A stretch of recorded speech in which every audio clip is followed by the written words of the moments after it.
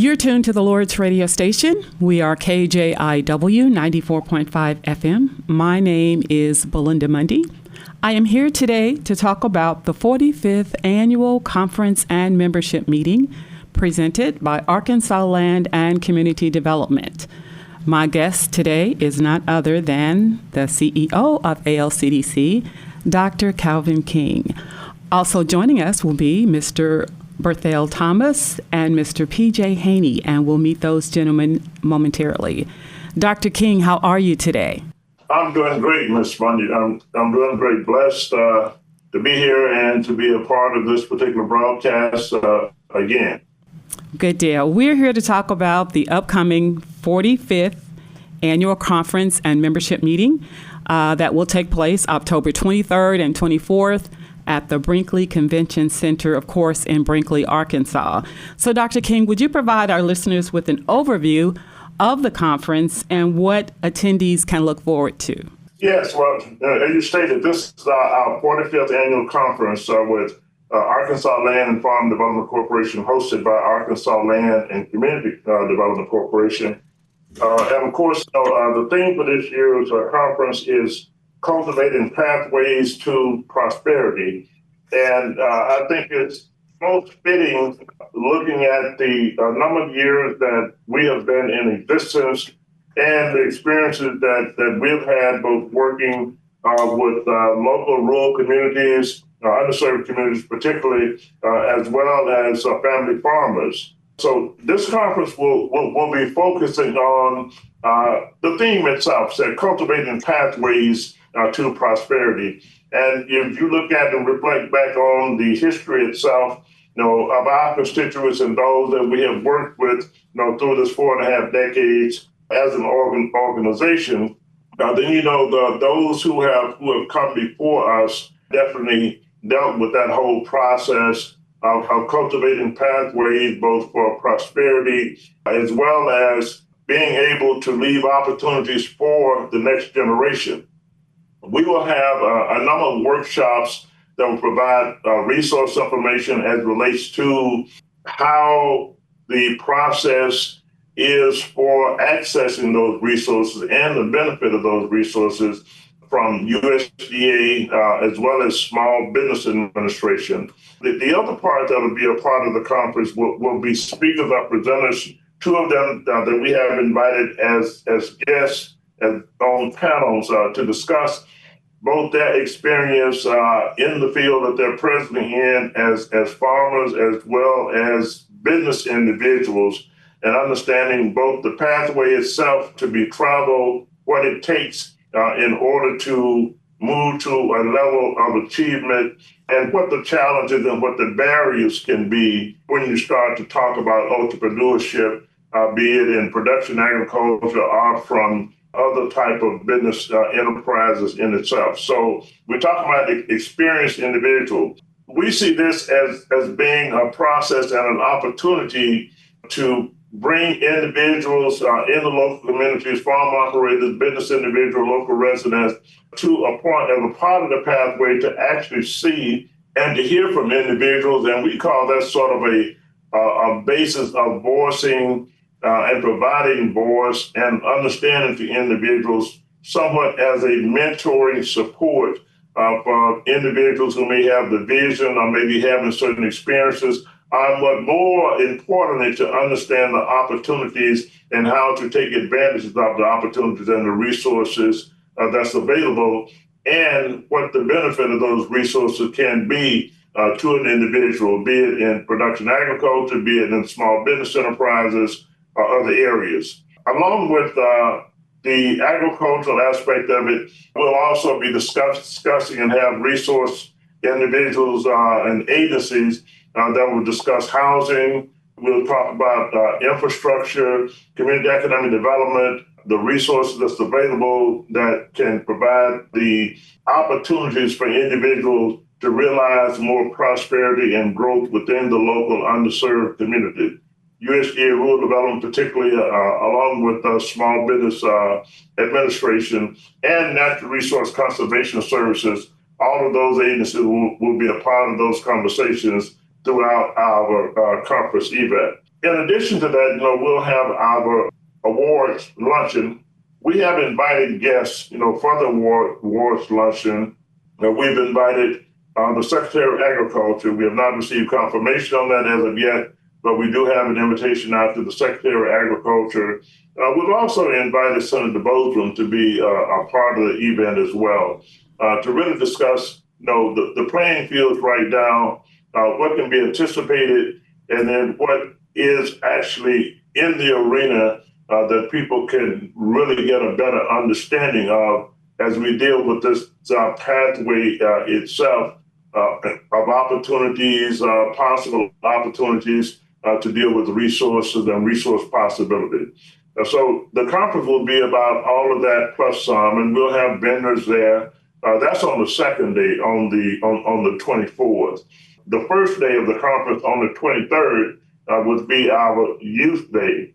And we'll have youth there along with college and universities that will discuss the availability of scholarships and other resources that's available for individuals in high school to deal with continuing education and understanding the importance of that, particularly in being prepared for occupational careers and the continuing education pathway in order to achieve that as far as skill development and preparing themselves for their career pathway. So we'll have that along with some speakers. We'll have resource tables that'll be available for the youth. And one of the key components of Youth Day is the leadership portions of it.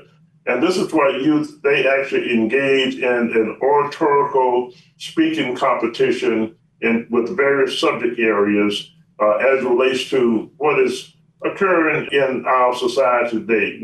Everything from an agriculture perspective, some will speak to that, some will speak to technology areas, as well as human resource areas as well. So they have a variety of subject areas that individuals will be speaking from. They will be judged by a panel.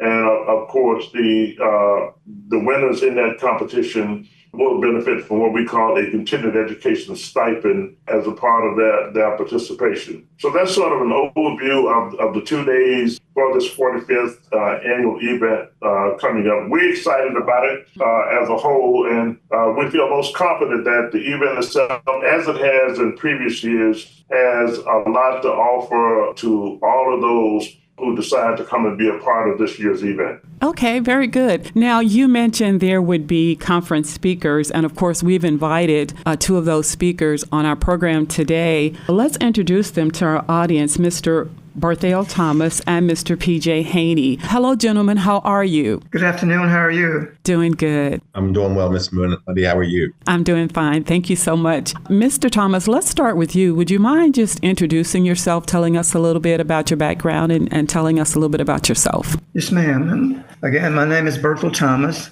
I grew up in the Delta part of Arkansas in the farming community. Went to school at UAPB and Arkansas State University. After college, I went to the military for a little time and for 4 years. And after that, I joined the reserves and went to work for the Natural Resource Conservation Service. Pretty much 40 years of my life were dedicated to conservation. Was interested in owning land. My goal was to own 5 acres of land. None of my parents or relatives didn't own any land at all, except for the part that they had their homes on, but no land at all other than that. So I wanted to own 5 acres, and I accomplished that. And when I did that, I saw that I could do more. Currently, I own 279 acres. I grow vegetables. That was something I'm comfortable with. I didn't have the capital or the knowledge to grow a row crop. But primarily I grow watermelons, a few sweet potatoes, and some peas. I don't get any bigger than that because that worked me to death already. Okay? Okay, thank you. Thank you for that introduction. Mr. Haney, would you mind introducing yourself to our listeners? Yes, ma'am. My name is P.J. Haney, and I'm a 5th-generation farmer. My family hails from the coastal plains of Virginia, Northumberland County particularly, where my great-great-grandfather was the first African-American to come out of slavery and purchase land in that county on September 14th, 1867. And by the grace of God, we still own that land today. and we have expanded to over 4 counties in Virginia and 4 counties in Arkansas. I have the pleasure of working with my father every day, who oversees our Virginia operation and our other agribusinesses, while I am down here in the Arkansas Delta farming and in the rice businesses, Dr. King had said. And I think one of the things for me that has allowed me to kind of look at this thing a little different, I've had a front row seat at Black farmer inequities for over half of my life. And I can remember as a college kid at Virginia Tech, watching Dr. King and my father and other farmers stand on the steps of the U.S. Department of Agriculture advocating for Black farmers and Black landowners, and watching Dr. King as a kid, and now having the opportunity to farm in the same state and not that far from his hometown. So it's really come full circle for me, and I'm blessed to do what I love doing, which is toiling the land. And combine our family farms over 9,000 acres of land in 2 states. And the Lord has blessed us to have the only Black-owned rice mill in the entire United States. And I'm fortunate to be able to take what we've done and launch my family from the feed business to the food business. And we've launched Haney Family Foods in an effort to capture more value for what we grow across these acres of land. So I thank you for the opportunity to be here, and I appreciate Dr. King considering me to be on this panel. Mr. Haney, there's been a significant decline in family farms over the years. What do you believe has enabled your family farm to survive and thrive across the generations? It's only God's grace and tenacity that has allowed us to continue. For me, as a kid, having watched my father's equipment be shot up, having buildings caught on fire mysteriously, witnessing those things at an early age, Ms. Monday, didn't deter me from wanting to do what I do. It lit a fire in my belly that's still brewing today to prove to so many others that I have a rightful place, or my family has a rightful place in row crop production agriculture. Mm-hmm. So I think those 2 things, God's grace, tenacity, and a little grit, has really had us there. And for me, growing up, I've been a boots on the ground type of person, from riding in my father's lap on the combine to driving myself at 7 years old to even now jumping off the combine to come get on this call. I'm hands-on, and that makes me very applicable to know the knowledge and kind of catch things. And a fellow Black farmer told me one day, he said there are too many mistakes that cannot be corrected in what we do, and you have to be hands-on. He's very accurate. Dr. King, I'd like to ask you, these gentlemen are speaking at the conference. How does Mr. Haney and Mr. Thomas connect with this year's theme and objective? Well, they connect very much. So some of Mr.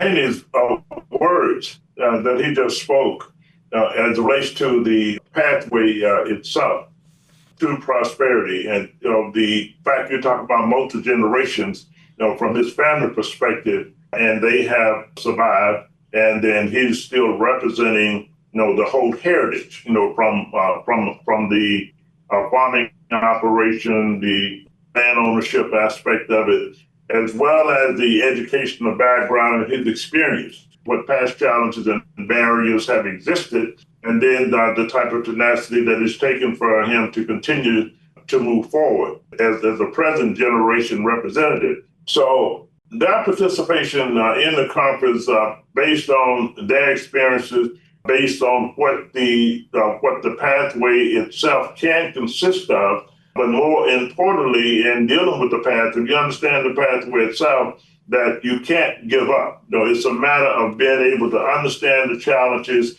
and to address those challenges accordingly and move forward. And all at the same time, to understand the availability of resources, and even while you're addressing those challenges, still being able to access the resources for the benefit of what you are working toward achieving and what you have as specific goals and objectives as relates to being a farmer, entrepreneur, an added value type of business operation entrepreneur. And just as Mr. Haney gave reference to, their family business operation is the only African-American rice processing operation in the U.S. itself. That says an awful lot. Mr. Bertha Thomas, what he has to offer to the conference. Again, what his experiences have been, from a pathway perspective. One that he has served the country itself. He had a career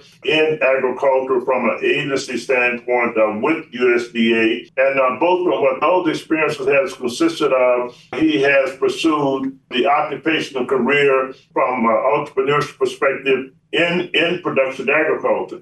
Now, some of the other things that I know, Mr. Thompson, not only is he an operator as a producer himself, and I can speak to that from both of these gentlemen's perspective and all the reason as to why we needed them to be a part of this year's event, as well as to be a part of this broadcast. Each of these individuals have an equal balance as being mentors as well. Mr. Haney, he recently had a field day where he invited other farmers out to see his farming operation, the type of production practices that he engaged in with his farming operation, and what has enabled him to have success in dealing with certain production practices. That's everything from the crop enterprises that he's producing to other things that he's engaging in from a technology perspective in dealing with more innovation with this farming operation, drones being one. And that's an area that we've started to work more in ourselves.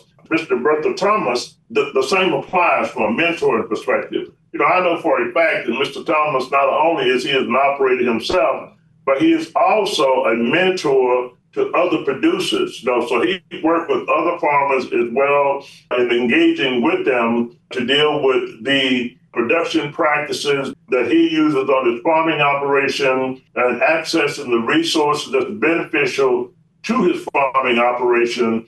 And I know also from a mentoring perspective, not only does he share both his experiences with other producers, he was recently published in a conservation magazine news story where that was, again, creating more transparency as it relates to both his experiences, his operation, and then those resource benefits and how to access those resource benefits. Both these gentlemen, not only do they engage with or are they working as entrepreneurs themselves in their production farming operation enterprise, but both of them offer service to the local community from a mentoring perspective and sharing with others, their experiences and their understanding of what the challenges can be and what they have dealt with in addressing those challenges and benefiting from the resources that's even available today, and then how to access those resources.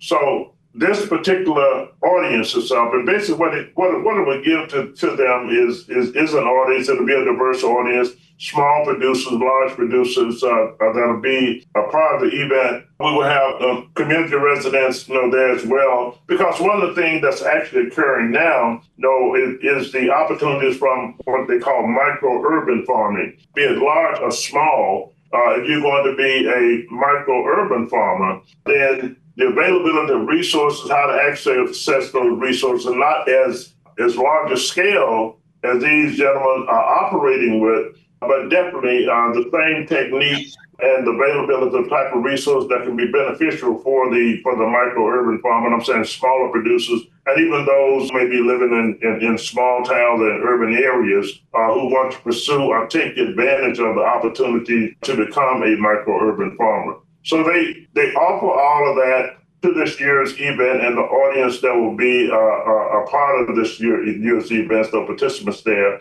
We'll also talk about, again, those other areas from a housing perspective, resources for that, areas from a production and agriculture perspective, and access to the financing that's available for both larger farming operations as well as small farming operations, beginning farmers, conservation program benefits and financial assistance, from that standpoint, as well as small business administration finance and how to access the financing, for business enterprise operation. One of the other key we'll be talking about as well will be air property. Air property is something that's very well known in our local communities, and it's also one of the challenges that we have in dealing with land ownership. And in dealing with both production agriculture and dealing with housing and in a lot of other areas. So that will be definitely a part of the agenda and the platform that we will speak from as well, to give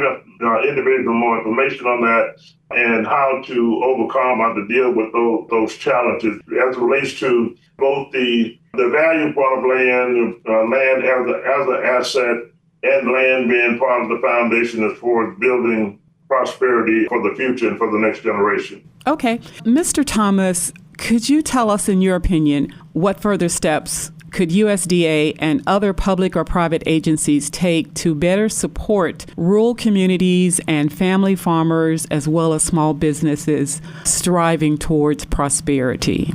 If we're going to have prosperity in these rural communities, USDA and other organizations look at the delivery system. How can we deliver our programs and technical assistance to these communities and get the most from it? One of the things is community-based organization. They lived with those folks. They know the problems. They know how to solve it. The further you get away from a problem, the harder it is to solve. And the experience and the background that these community-based organizations have can help solve the family farm problems, the small community problems, the issues they're having, and some of the others. And one other step they can take is small communities need to get involved in agriculture in some aspect or another.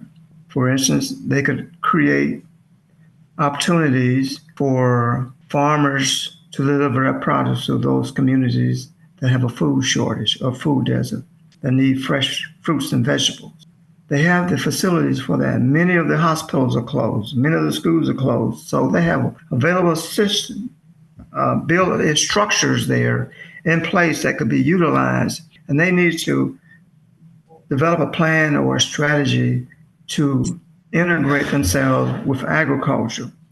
The other thing that we can do is that we got to go back and look at the mentality that we have, what we think about agriculture, our small communities think about agriculture. Agriculture has sustained those communities for many years, and they're getting away from it. They need to encourage their children to major in agriculture. Jobs are always available in agriculture. For some reason, we've gotten away from it because the stigmatism of the past has gotten in the way of good judgment, good common sense judgment. There are good careers there. And once we connect back with those communities and the community connect with USDA and they understand each other, I think they can do a lot in supporting and improving the life of farmers and improve the viability of their small communities.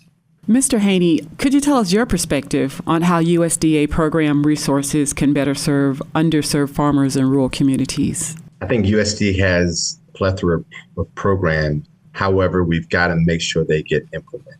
And we're seeing attacks on those programs, especially for the communities that we serve in on a daily basis. When we think back about what's got us here has been USDA programs. In 1920, there were 1 million Black farmers in this country compared to 4 million white farmers. African Americans owned over 16 million acres of land in the U.S. Present day, there are less than 5,000 Black row crop farmers in the U.S., and African Americans own less than 2 million acres of land. And as Dr. King and others will probably tell you, through U.S. blatant form of delaying farmer loans and causing those farmers' crops not to peak performance and they can't pay those loans back, that was the domino effect of Black farmers from what the class action lawsuit. And now when we look at these programs, they're good, but they need to be implemented in a way that they're creating value for our communities. So we look at all those agencies, okay? And yeah, the Farm Service Agency can give you money to buy a farm and to buy land. But then you need the NRCS to come in and to give you money to improve those programs. Then you need rural development to come in there and give you money to help process the crops that you grow on those programs. And then you need USDA AMS to come in and give you contracts for what you can grow to sell those land back to you. So if they really want to get on you, they can help build a ladder for you that's sustainable for you and your future generations to come. But if they just give you these a la carte programs that are one-off, it's not really helping to put wind in your sail. And the biggest thing we have to realize is we look in the rearview mirror not as much as a windshield because we glance back at where we come from because we spend most of our focus on where we're going. But I tell you that one of the things that has hurt us has been the improper implementation of those programs and the people that's in office and the lack of accountability for those people and those individuals behind those programs. So, Ms. Monday, I say that if we always do what we've always done, we'll always get what we've always got. Mm-hmm. Those same programs need change, and they need implementation and accountability with it. And with that, I think we can leap and rappel forward. But if it's the same old, we're going to have this conversation, or my kids are going to be having this conversation with Dr. King's grandchildren and children's, because it's never going to change. And the number of Black farmers and landowners are going to just continue to fall by the wayside. Thank you. Mr. Thomas, you mentioned that we should encourage our young people to major in agriculture. Can you share your thoughts on the next generation of farmers and what challenges and opportunities do you foresee for our young people entering agriculture today, especially in the rural areas? And Mr. Haney, I would like your response as well. It's a tremendous challenge for them to get engaged in farming. You have to have the capital. Somebody has got to support you and get you there. Farm loans can be an issue. The thing that I see most troubling to me is that FSA want you to go to the bank as a first choice.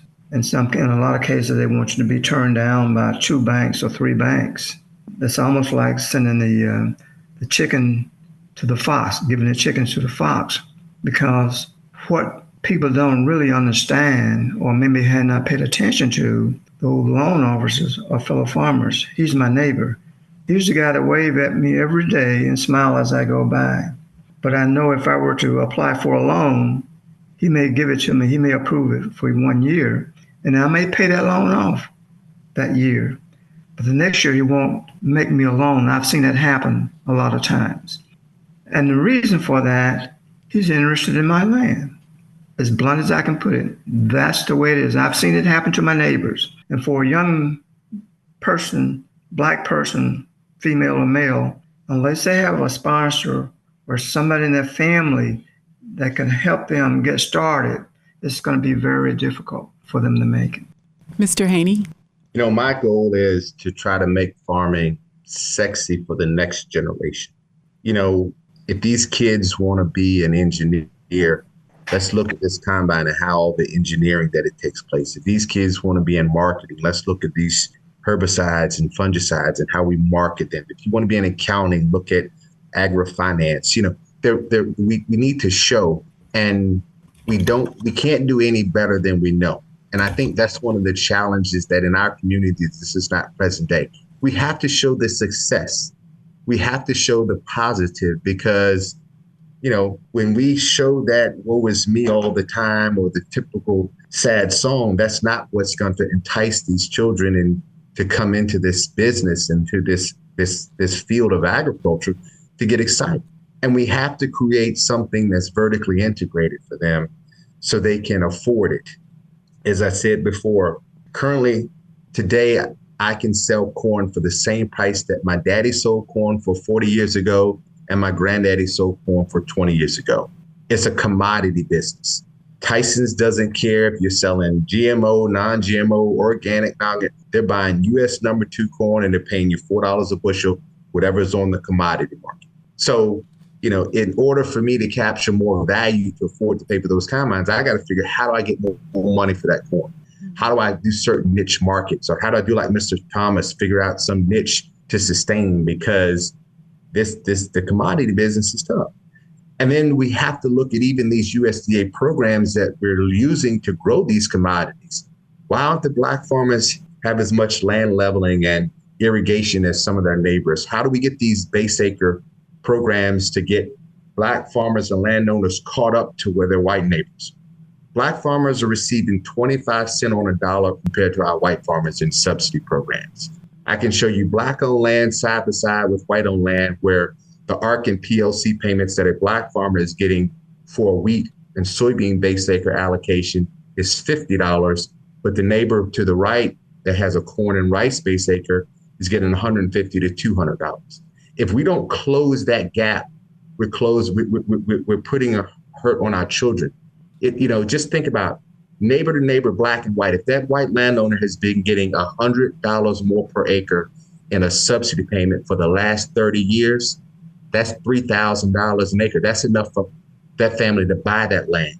So again, the many cuts, make the bleed more. And that's where we got to figure out, how do we close it? So, unfortunately today, this is Monday, when I look back and I remember, from what I read, the federal government recognized that in 1960, the bald eagle was becoming an endangered species.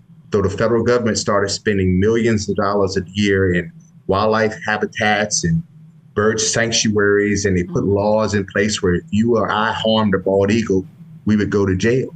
And based on that effort by our federal government, now, because of those efforts, the bald eagle population has risen since 1960. And unfortunately, there are more bald eagles in the lower 48 states than there are black row crop farmers. So if we had that same type of investment or commitment, my theory is if we protect the herd will grow. The black farm community is small. We need to put protections around them, and we can sustain for future growth for generations. Mm-hmm. So tell me a little bit, in what ways have advances in agriculture technology changed your day-to-day work, and how do you balance tradition with innovation on your farms? I'm happy to take that one first, if you don't mind. Okay. I remember after I got out of college and we get a big rain, and we cover 4 counties. So Dad would ride 2 counties and I would ride 2 counties to see if there was a dry spot where we could move equipment. Now I can pull up my app on my phone and I can say, hey, we had a 1/2 inch rain over here, but we only had a 1/10 here. Let me go check this one. And it can speed me up to deploy my men if we have to shift counties and move. Now I can look in my grain bins and look at a system on my phone to see what the moisture and the temperature is on the rice and inside the grain bins, the telepathy. Now I can take a phone and start and stop the weather irrigation motor. Now I can take my phone and I can look and see what the wind is where my guys are spraying and say, hey guys, wind's going to push up to over 15 by 4 o'clock. Y'all shut that sprayer down by 3 o'clock so we don't waste that chemical. So the technology is moving. We can have sensors in our field that we can look at to determine what the moisture levels are now to keep the well running or turn the well off.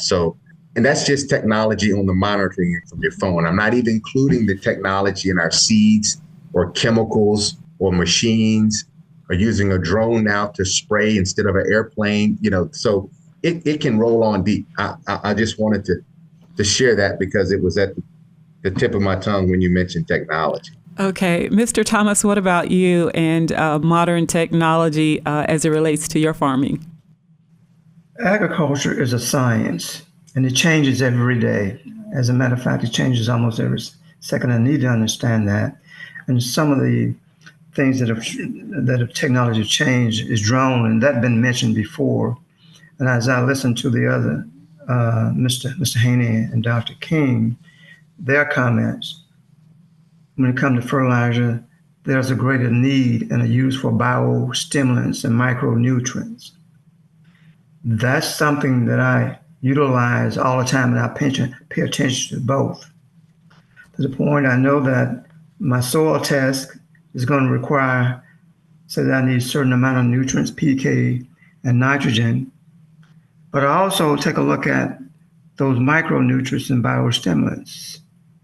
And some of it is just 2 ounces to the acre can make a difference in the outcome of that crop. And I pay close attention to those. The other thing is cover crops. I want to make sure that my land and my soil stay in place during the winter months and during the rainy season. Utilize those cover crops. It's been around for years and years, but I use it to make sure my nutrients does not wash away from my field. Anytime that I get a soil test and require more nutrients, I know something is grown with my field out there and I need to do something about it. So cover crops can do that. Also, I know that if I were to plant ryegrass in my cover crop, I could eliminate 2 irrigation cycles on my farm. the sheer nature of that crop and how it allow water infiltration through the soil saves me money. And I think Mr. Haney mentioned pumping plant automation. I could be in Las Vegas or wherever and turn my well on and off and don't have to be there. So those are the kinds of things that are happening out there that's really changing the way we do things. Mm-hmm. And the laser equipment, straight rows, saves space, and get greater utilization of your field. Those are the kinds of things that we got to take a look at. It's common now, but it's constantly changing. So we need to stay abreast of that in order to be successful. Okay. So, Mr. Thomas, how have you utilized the USDA NRCS Conservation Program service on your farm? I utilize the conservation practices for alternative crops, vegetable crops. And I use 10 or 12 different conservation practices on my farm during a given season. Not only that, it allows me to improve the soil health of my farm.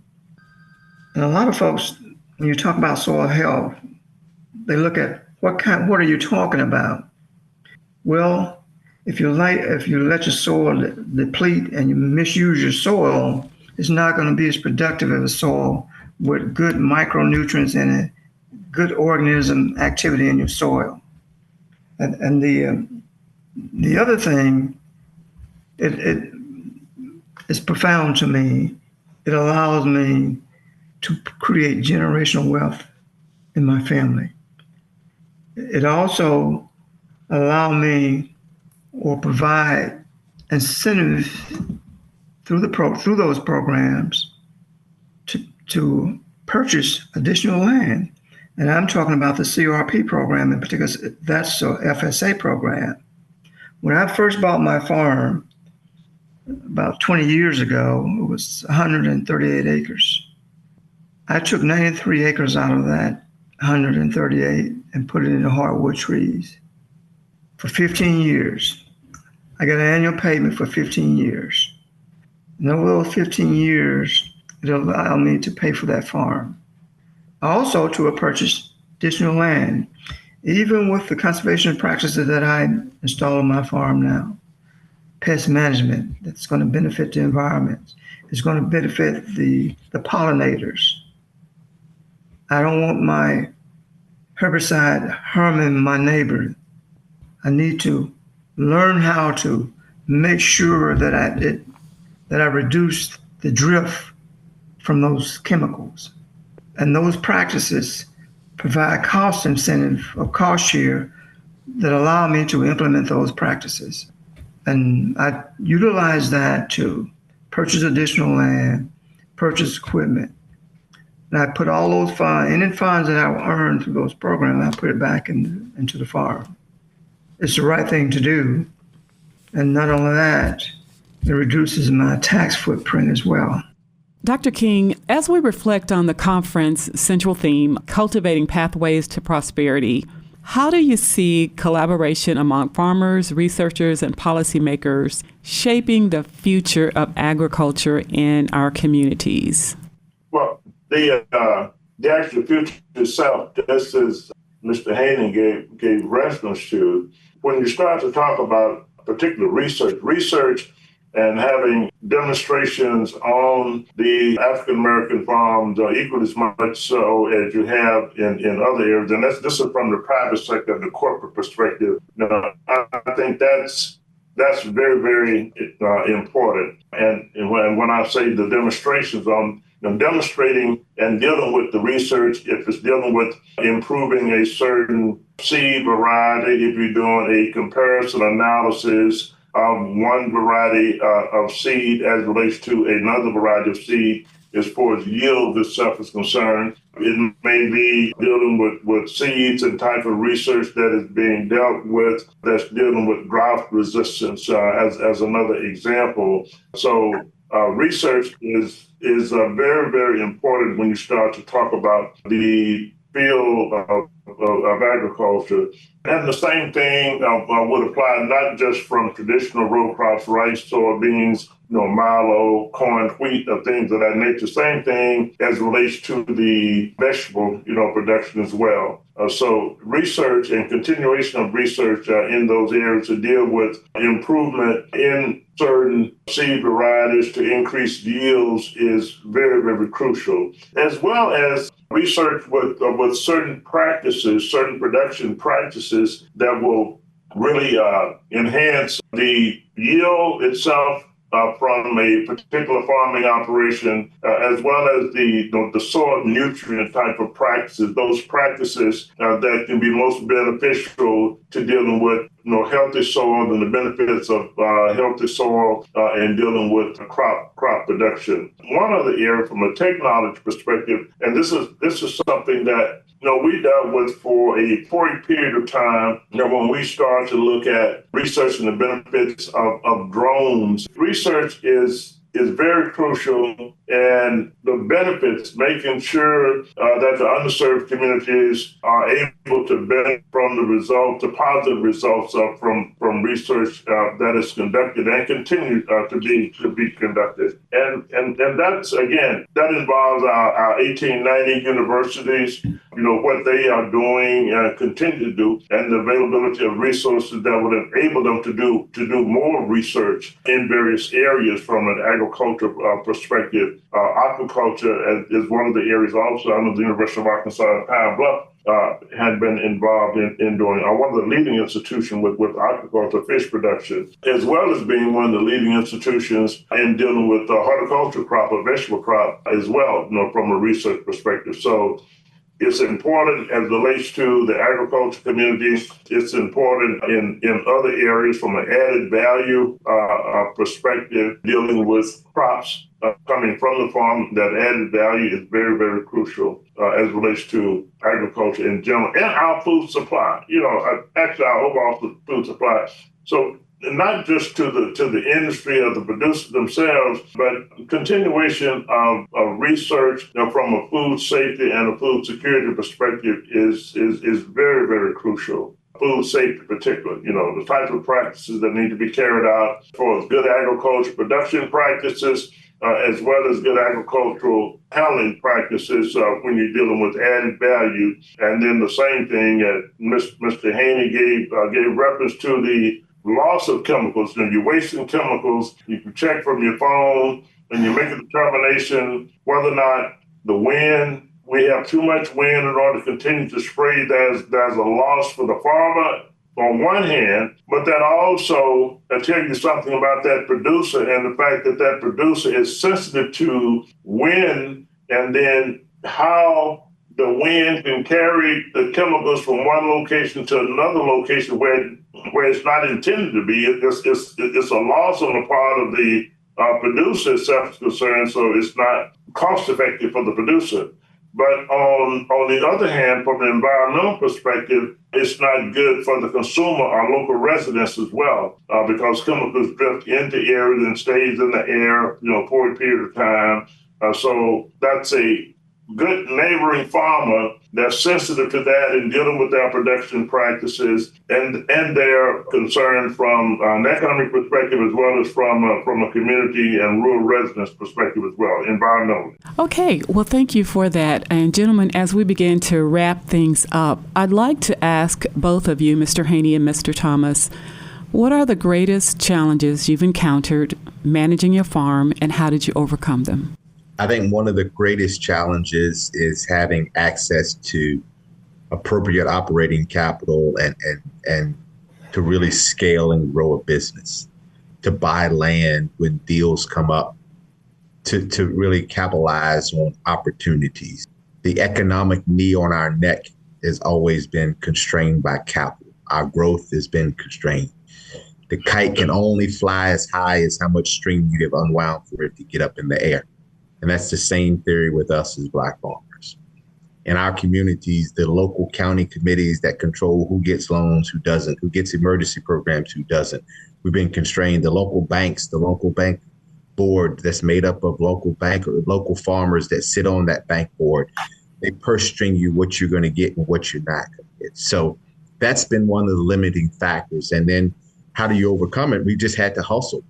You know, my father and I have had to drive trucks in the middle of the night to haul freight to get money to buy seed, and, you know, having other businesses, running a power saw during the day, cutting trees from people's homes to, you know, so you have to be diverse in your operation and have multiple streams to, you know, to have it opportunity. And then it's been family, relying on a lot of family to help out, take some weight on their shoulders when you aren't able to do things yourself. So that's how we've been able to overcome. But the thought is, how do we make sure we can sustain? It's not about overcoming, but it's sustaining. And my answer to that question, again, it goes back to capital. Building something that you can grow, having the land to grow it, having the improvements on that land to increase that productivity, having the markets, having the value-added processing to capture more value, and then being able to sell what you can capture the most value for. An old Black farmer told me one time, the closer you get to the mouth, the more money you get. And I use this example very often, but it's a simple hamburger. And if you think about that hamburger, Miss Monday, you know, Dr. King might have went to the pasture this morning and saw where that steer broke the fence down for the third time, and he's just fed up with him. He's going to just load him up and sell him. So he takes that steer to the market, and when he pulls into the parking lot, the big old sign outside says $1.50 a pound for beef today. So when he drops the gate on his trailer and that steer hits the scale weighing 1,000 pounds, the market's going to give Dr. King a $1,500 check. He's headed on back to the farm happy. And Mr. Thomas could process that steer, and out of that 1,000-pound animal, he's going to get 700 pounds of meat. And if he ground it all up for hamburger meat, that's 700 pounds. And at $10 a pound, that's $7,000 that Mr. Thomas is going to sell after the $1,500 he paid Dr. King. But you, Miss Monday, you've got a fancy burger shack where you're selling quarter-pound burgers for $10 a pop. Well, that 10 on a quarter is 40 on a pound. And that 40 on that 700 pounds is $28,000. Dr. King only got $1,500. And he had all the risks from calf to cow, from seed to stalk, to get that animal to the market. That's no difference in the rice that we grow in the fields that's on your dinner plate. That's no difference than the wheat that we grow in the field that's on your bread basket. That's no difference than the corn that's in grits, the soybeans for soybean and vegetable oil. There's too much downstream. And that's the only Black-owned rice mill in the entire United States. It saddens me because when I look to my left or my right in the commodity space, there are no Black-owned corn processors. There are no Black-owned soybean processors, wheat processors. As slaves, we were here picking cotton. There are no Black-owned cotton gins today. So I say all that to say that we're missing out on a lot of downstream value in row crop production agriculture because we've always been undercapitalized for that vertical integration and growth. So I apologize for getting long-winded, but I wanted to really understand the story on what we're leaving on the table. There's so many corporations out there recording billions in profits every year. These CPGs, the PepsiCos, the Coca-Colas, and all these big companies, but they're all relying on the work that we as farmers have to do to get them a product that they're going to market and process to put on your table. We just need a little bit more of that share for us to sustain. I was recently on CNN to talk about this Farmageddon, the situation that's going on right now, this farm financial crisis. Right now, they're projected 1 in 3 farmers in Arkansas will not be in business next year. My cry to the president was to put a moratorium on these farm and agribusiness foreclosures right now until we can get this figured out. You're trying to figure out if you're going to take these tariffs money and give it to farmers and you don't know.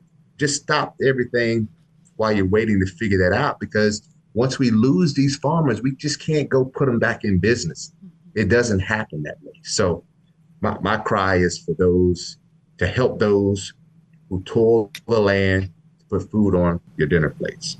If I could just follow up with one question, and then Mr. Thomas, you can answer. Mr. Haney, as I hear you discuss the issues and the financial woes in terms of operating capital and all the things that Black farmers experience, what's your motivation? What keeps you fighting? What keeps you hanging in there to keep going? You know, as I was told, the good Lord's not making any more land. And, regardless of our age, race, religion, or the political affiliation we have, the one thing that connects us all is food. You see, if you woke up this morning and your computer didn't start, it would be okay. Your lights didn't come on, your car didn't start, you would have a problem. But if you couldn't sip a cup of coffee or bite a hot biscuit in the morning, you would have a problem. What motivates me is I know there's work to do ahead, feeding people. What motivates me is we are in a growing world, and the natural resources that are going to be needed to make sure food is on a dinner plate. Other countries spend 60% of their income on food, and we're very fortunate to be one of the most safe and affordable and abundant food secure countries in the world. So I know I have worked. Okay, thank you. Thank you so much. Mr. Thomas, your question, what are the greatest challenges you have encountered managing your farm, and how did you overcome them? First and foremost is the weather. I cannot solve that problem, but I got to learn to manage it. I started growing watermelons and planting them in the field in April. If I put a plant in the field in April now, in the last 3 years, frost would have killed them. So I had to delay my planting and start off in May. The other big issue is marketing. For Black farmers, we don't have a good market for our produce. The infrastructure is not there, except for peddling it on the streets, and that's not good. Because if you're a farmer and growing, you don't have time to sit around and market your products on the streets. That's the big issue. Those are the two big issues that I have. Once you harvest it, you only have a few days or hours before that produce starts going bad on you. That's an issue. We need on-farm cooling facility. We need somewhere we can take our produce and prolong the life of it and the freshness of it. That's where we're going to look at small communities, because they have old high school buildings with cafeterias and those kinds of things. Even the 1890 University have facilities, but then none of that is available to us. And what keeps me going is never give up. If you're doing something that you believe in, you don't give up. You keep trying and trying again, hoping next year it'll be right. From each year, you learn something new and you learn to do things different, but it's constantly changing. The mere fact that you want to be the best, you want to grow the best produce. I want to grow the sweetest watermelons. I go all out to do that. I buy the best seeds I can buy. Seeds cost me $2,000 a pound. I buy it. But at the end of the day, I know that I may have a strategy for dealing with failures. If I don't, I won't be in it very long. But each time I come up with something different. I try something different to give me a competitive edge. As long as I do that, the drive and determination, and do things that will give me a competitive edge, I believe I can survive.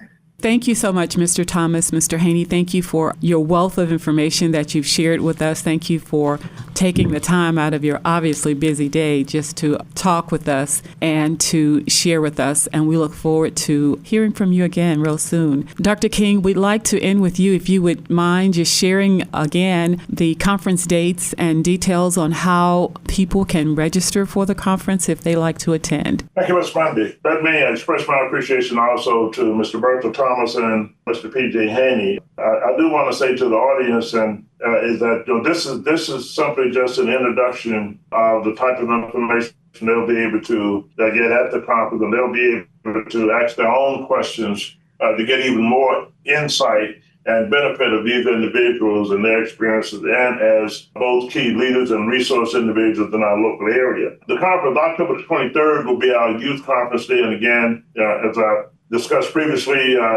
we'll be working with the school districts along with students participating as a part of that first day event. The second day event on the 24th is our mainline conference for conference participants, landowners, rural residents, farmers, along with the resource agency and representatives who will be participating on that date. You can pre-register by phone by calling 870-734-3005. You can register online, and online registration, you go to www.arlcdc.org.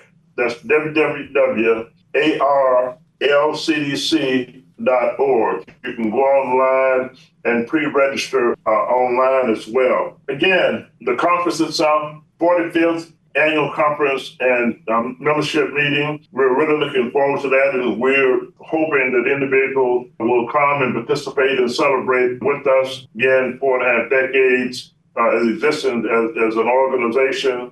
And more importantly than ever, as I talk to individuals and as we are attempting to display here both today with the broadcast, as well as we'll be doing even more so at the conference event, more than ever is a time for individual farmers, organizations, cooperative efforts, civic leadership, church groups, for us to work in a partnership manner to understand our economy from a local perspective, particularly from an agricultural standpoint, the opportunities that are there. There'll be more specifics, during the conference event, particularly on the program availability, accessing those programs, and the financial benefit of those resources that's available to individuals. Again, as beginning farmers, urban micro farmers, large farmers, small business individuals who have a need for housing, and individuals who may be interested